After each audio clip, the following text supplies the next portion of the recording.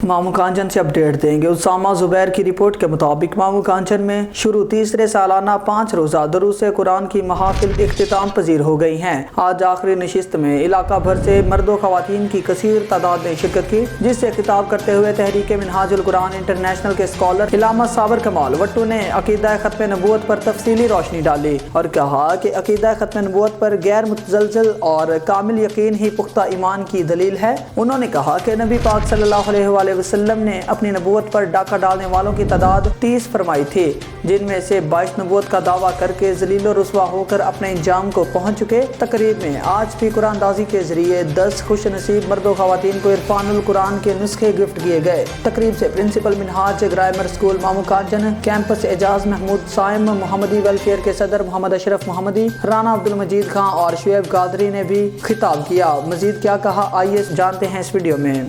رب کائنات نے حضور کے بچوں کو، اولاد کو بچپن میں اپنی بارگاہ میں بلا کر وہ جو آقا دو جہاں صلی اللہ علیہ وسلم پر دیگر انبیاء کی جزوی فضیلت تھی، رب کائنات نے اس فضیلت میں بھی آقا دو جہاں صلی اللہ علیہ وسلم کو سرخرو رکھا۔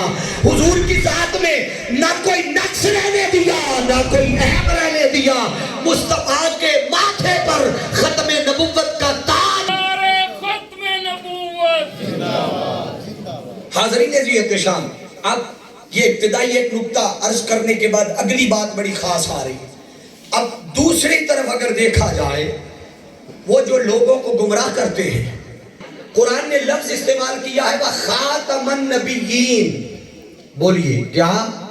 اونچا بولیے ذرا، آج آپ کو یاد بھی کروانا وَخَاتَمَ النَّبِيِّينَ، کہ اے میرے محبوب صلی اللہ علیہ وسلم، آپ آخری نبی ہیں، آپ پر نبوت کا سلسلہ ختم کر دیا گیا ہے۔ اس بدبخت مرزے نے یہی سے لفظ خاتم النبیین کو لیا، یہی لفظ لیا، اور یہ لفظ لے کر اس نے اس لفظ کا مفہوم بدلا۔ کیا کیا؟ بولیے۔ آیت میں تحریف تو کر نہیں سکتا تھا، آیت بدل تو سکتا نہیں تھا، لفظ بدل تو بولیے کیوں؟ کہ باقیوں کی حفاظت کا ذمہ تو رب نے نہیں لیا تھا، اس کی حفاظت کا تو ذمہ رب نے لے رکھا تھا۔ اس نے فرما دیا تھا اِنَّا نَحْنُ نَزَّلْنَا الذِّکْرَ وَإِنَّا لَهُ لَحَافِظُونَ، کہ ہم نے اس ذکر کو، اس قرآن کو اتارا ہے، اور حفاظت بھی، اونچا بولیے، حفاظت بھی ہم کریں گے۔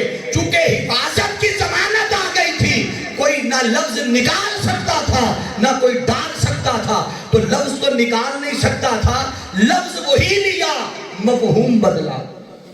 مفہوم بدل